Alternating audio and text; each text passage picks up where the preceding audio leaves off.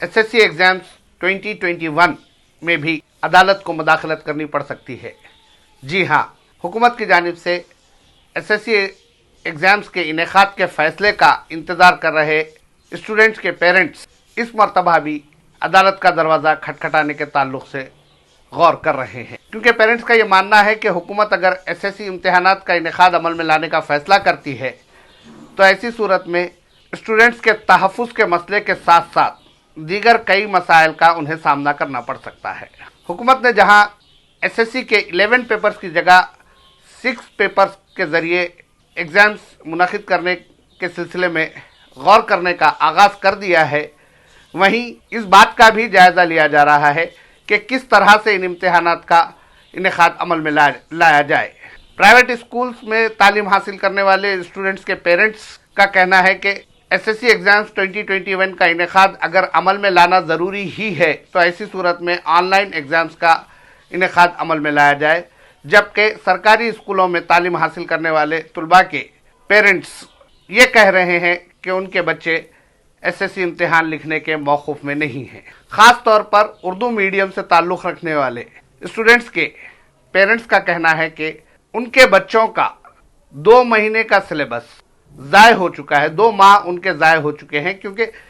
तेलंगाना में 1 सितंबर 2020 से online classes का आगाज़ किया गया, लेकिन उसमें उर्दू ऑनलाइन क्लासेस शुरू नहीं की जा सकी थी। उर्दू ऑनलाइन क्लासेस नवंबर 2020 में शुरू की गई, सेकेंड वीक ऑफ नवंबर में शुरू की गई और उर्दू स्टूडेंट्स को सितंबर और अक्टूबर के दौरान किसी भी तरह की ऑनलाइन क्लासेस से इस्तेफादे का मौका नहीं मिल पाया, जिसकी वजह से जो सिलेबस इस मुद्दत के दौरान पढ़ाया गया है वो उन्हें दोबारा पढ़ाया जाना मुश्किल है। जब साल ख़त्म होगा, यानी हुकूमत की जानिब से जिस तरह से गौर किया जा रहा है कि मई 2021 में एसएससी एग्ज़ाम्स मुनक़िद किए जाएंगे, तो उस मुद्दत तक भी उर्दू मीडियम एसएससी स्टूडेंट्स का 70% सिलेबस कंप्लीट नहीं हो पाएगा, बल्कि वो 30 to 40% सिलेबस के दरमियान ही रहेंगे। तेलंगाना स्टेट के तमाम अजला में तकरीबन 213 उर्दू मीडियम स्कूल्स हैं, जिनमें करीब 15 ता 20 हज़ार 9th और 10th क्लास के स्टूडेंट्स हैं। 10,000 से ज़्यादा स्टूडेंट्स का मुस्तकबिल दाव पर लग सकता है। इसीलिए उर्दू मीडियम स्टूडेंट्स के पेरेंट्स इस बात का जायज़ा ले रहे हैं कि अगर हुकूमत की जानिब से एसएससी एग्ज़ाम्स कंडक्ट करने का फ़ैसला किया जाता है तो वो अदालत से रुजू होते हुए इस मसले के हल के लिए दरख्वास्त दाखिल करेंगे। एसएससी स्टूडेंट्स के पेरेंट्स का मानना है कि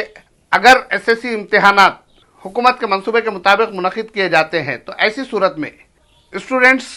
को न सिर्फ फियर फैक्टर का सामना रहेगा, बल्कि वो सिलेबस कंप्लीट न होने के सबब